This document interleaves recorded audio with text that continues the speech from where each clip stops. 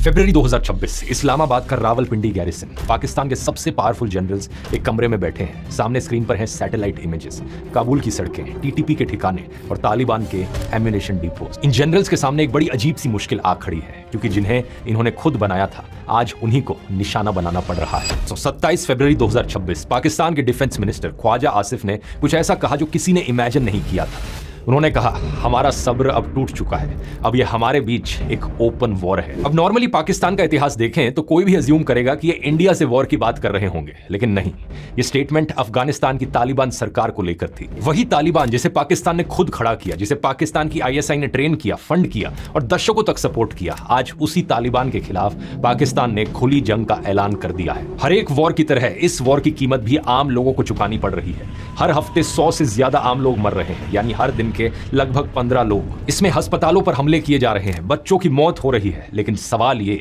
कि आखिर ये सब शुरू क्यों हुआ? जिस तालिबान को पाकिस्तान ने बनाया वो पाकिस्तान का ही सबसे बड़ा नाइटमेयर कैसे बन गया? ये कहानी इतनी सिंपल नहीं है जितनी देखने में लगती है, क्योंकि इसमें जो ट्विस्ट है वो पाकिस्तान के जनरल्स ने भी एक्सपेक्ट नहीं किया था।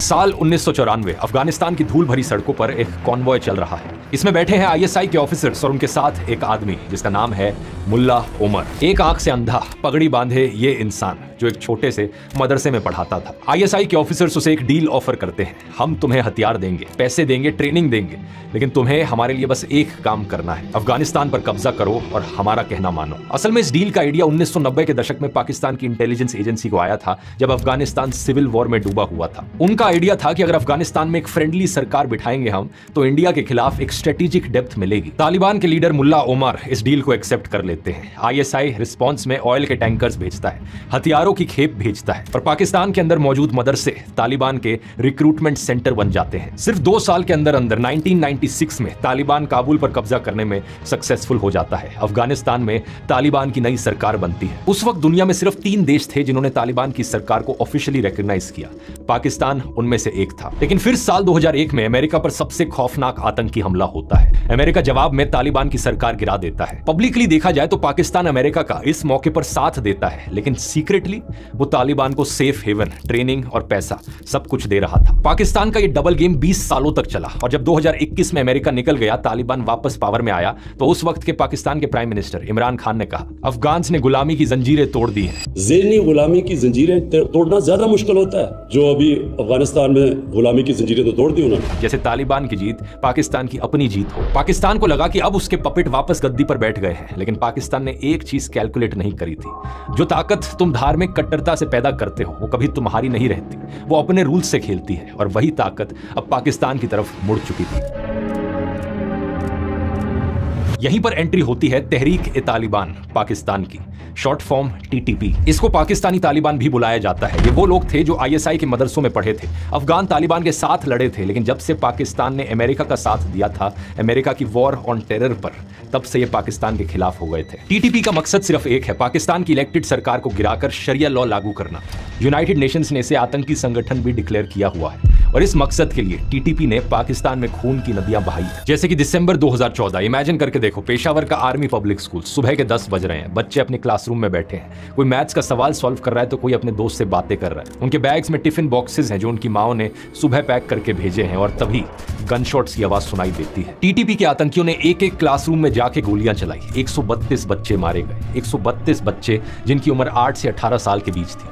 टीचर्स ने बच्चों को बचाने की कोशिश की। एक टीचर ताहिरा काजी ने अपने स्टूडेंट के सामने खड़े होकर गोलियां खाई। कुल 149 लोग मारे गए उस दिन। ये पाकिस्तान के इतिहास का सबसे काला दिन था। 2021 में तालिबान के पावर में आने के बाद से पिछले 5 सालों में TTP के हमले और भी ज्यादा बढ़ गए हैं। 2024 में 2236 लोगों की टेररिज्म रिलेटेड इंसिडेंट्स में मौत हुई पाकिस्तान में, जबकि 2025 में ये नंबर बढ़कर 4001 हो गया, ऑलमोस्ट डबल। ये बात इस हद तक बढ़ गई है कि पाकिस्तान के आर्मी चीफ आसिम मुनिर ने TTP को फंडामेंटल एनिमी कहा है। लेकिन यहीं पर यह सिचुएशन कॉम्प्लिकेटेड बन जाती है। असल में TTP खुद को अफगान तालिबान का एक्सटेंशन बताता है। उसने अफगान तालिबान को एलिजियंस प्लेज की हुई है, और अफगान तालिबान ने TTP को अपनी टेरिटरी में सेफ हेवन दे रखा है। सोचकर देखो कितनी अजीब बात है कि पाकिस्तान का सबसे बड़ा दुश्मन पाकिस्तान के सबसे पुराने दोस्त के घर में बैठा है। ये ठीक वैसा ही है जैसा पाकिस्तान ने अमेरिका के साथ किया था ओसामा बिन लादेन को शरण देकर। अब यही चीज तालिबान पाकिस्तान के साथ कर रहा है।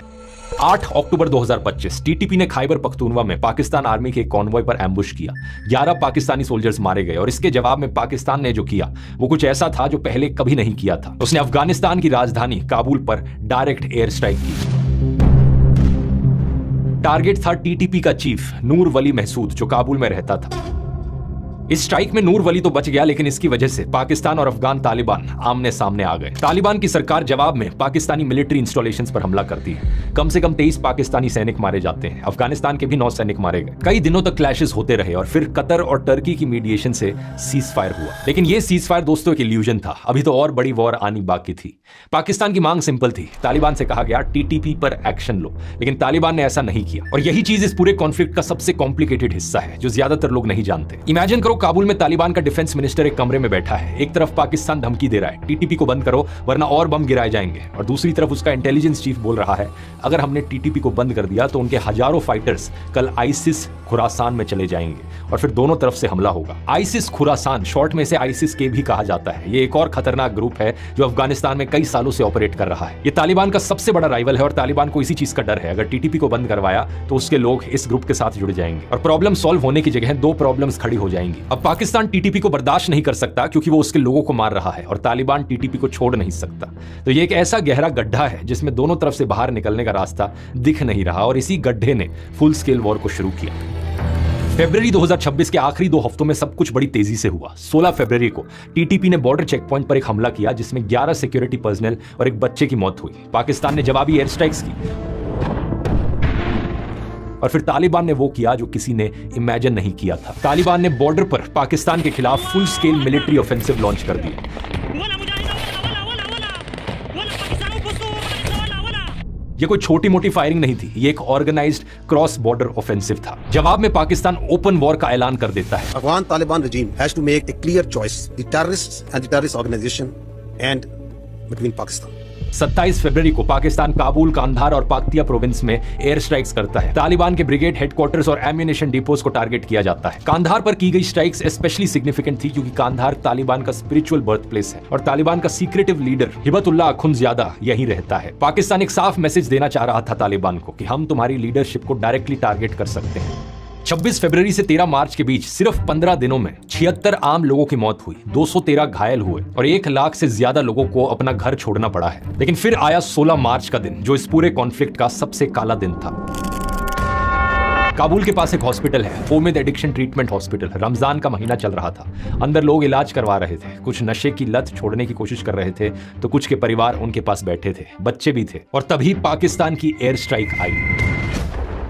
अफगानिस्तान के मुताबिक इस हमले में 400 से ज्यादा लोगों की मौत हुई। 400 लोग, मरने वालों में बच्चे भी शामिल थे। पाकिस्तान ने कहा कि उसने टेररिस्ट इंफ्रास्ट्रक्चर को टारगेट किया था, हॉस्पिटल को नहीं।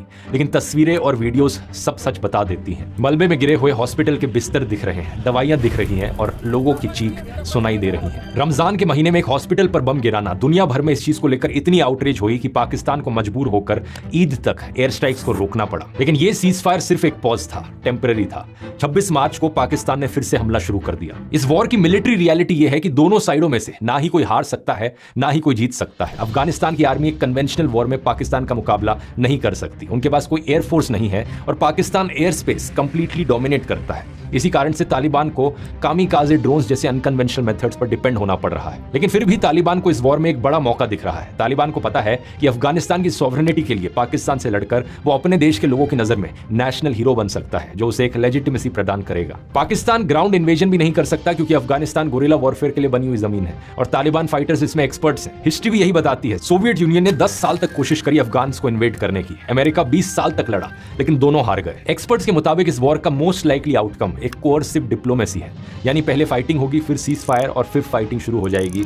एंडलेस साइकिल चलती रहेगी। जब तक टीटीपी से संबंधित फंडामेंटल प्रॉब्लम सॉल्व नहीं होगी कोई सीज फायर टिकेगा नहीं। लेकिन इस पूरी कहानी में एक एंगल है जो बहुत कम डिस्कस हो रहा है और शायद ये सबसे इंपॉर्टेंट एंगल है। पाकिस्तान ने तालिबान को क्यों फंड किया था? इंडिया के खिलाफ स्ट्रेटेजिक डेप्थ के लिए। अफगानिस्तान को एक ऐसी जगह बनाओ जो इंडिया के खिलाफ बफर जोन का काम करे। ये पाकिस्तान की अफगानिस्तान पॉलिसी का फाउंडेशन था। लेकिन अब देखिए हो क्या रहा है। वही तालिबान जो पाकिस्तान ने इंडिया के खिलाफ बनाया, वो अब इंडिया के साथ ट्रेड एग्रीमेंट्स कर रहा है। इंडियन कंपनीज को कंस्ट्रक्शन कॉन्ट्रैक्ट्स मिल रहे हैं, इंफ्रास्ट्रक्चर प्रोजेक्ट्स बनाए जा रहे हैं और तालिबान ने इंडिया को अपना एक इंपॉर्टेंट पार्टनर मानना शुरू कर दिया है। पाकिस्तान ने तालिबान को बनाया, तालिबान ने टीटीपी को पनाह दी, टीटीपी ने पाकिस्तान पर हमले किए और अब पाकिस्तान अपनी ही बनाई हुई आग को बुझाने की कोशिश में पूरे अफगानिस्तान को जला रहा है। सवाल यह है कि क्या पाकिस्तान अपनी ही जलाई हुई आग को बुझा पाएगा और कितने मासूम लोगों को यहां पर अपनी जान गंवानी पड़ेगी।